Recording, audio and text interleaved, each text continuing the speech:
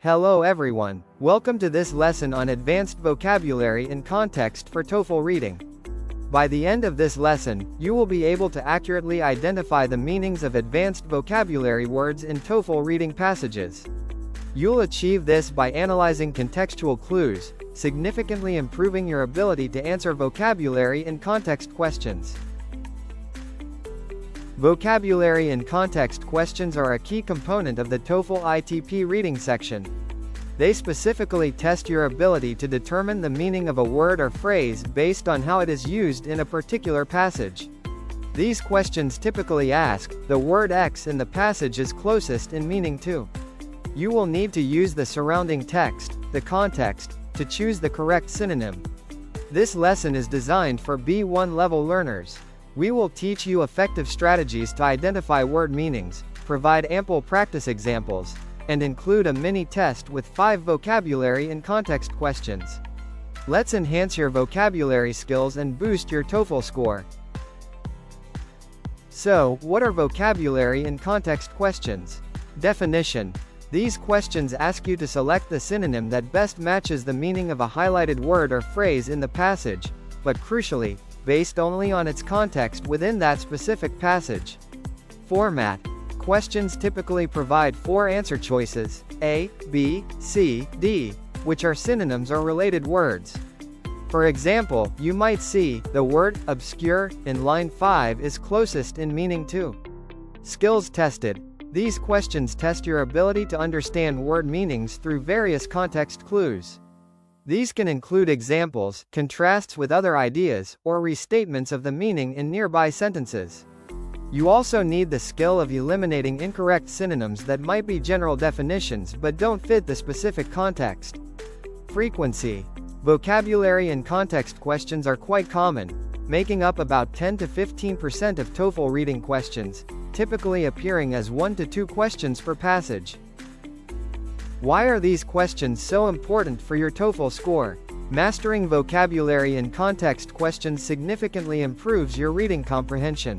You'll be able to understand complex texts more deeply. It also builds your academic vocabulary, which is absolutely essential for understanding university-level textbooks, articles, and lectures. These questions test your ability to deduce meanings without relying on a dictionary. This is a critical skill not just for TOEFL success, where you won't have a dictionary, but also for academic study where you constantly encounter new specialized terms. Now, let's learn how to answer vocabulary in context questions effectively. Follow these steps. Step 1.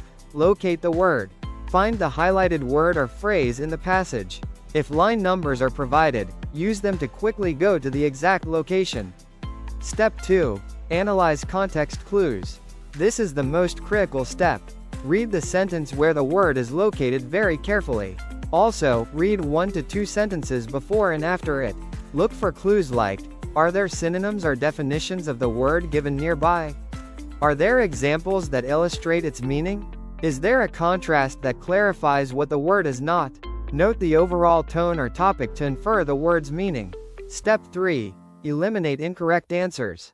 Look at the 4 answer choices. Rule out any synonyms that clearly don't fit the specific way the word is used in the passage, even if they might be a general definition of the word. Step 4. Choose the best synonym. Select the option that precisely matches the word's meaning in that particular passage, not its most common dictionary definition. It must fit perfectly into the sentence if you replace it. Here are some general tips for success. Always read 1 to 2 sentences before and after the word for the fullest context. Avoid answers that are too broad, too specific, or completely unrelated to the passage's topic. Practice with academic texts, especially history or science articles, to naturally grow your vocabulary. And finally, time yourself. Aim to answer each question in about 15 to 20 seconds to build your efficiency. Let's look at an example. Here's example passage. The Galapagos Islands. The Galapagos Islands, off Ecuador's coast, are renowned for their unique biodiversity. Formed by volcanic activity, they host species found nowhere else. Charles Darwin's visit in 1835 inspired his theory of evolution, as he observed distinct adaptations in finches. The island's isolation fostered these changes, making them a natural laboratory for scientists. However, invasive species now threaten native wildlife, prompting rigorous conservation efforts. Tourism, while economically vital, exacerbates environmental strain. Now, for the question on fostered question. The word fostered in line 3 is closest in meaning to A. Prevented, B. Encouraged, C. Observed, D. Damaged. The sentence is, the island's isolation fostered these changes. If isolation prevented changes, it wouldn't make them a natural laboratory. Observed refers to Darwin's action. Damaged is the opposite of a positive development. Encouraged fits perfectly, meaning the isolation helped these changes to develop. So, B is the correct answer. Now it's your turn to practice. For this activity, imagine you ask Gemini to provide a short passage about an ancient structure, focusing on its challenges and solutions. You need advanced vocabulary and context for TOEFL reading, and it asks you 2 ABCD questions. You will answer them for Gemini to provide you a feedback.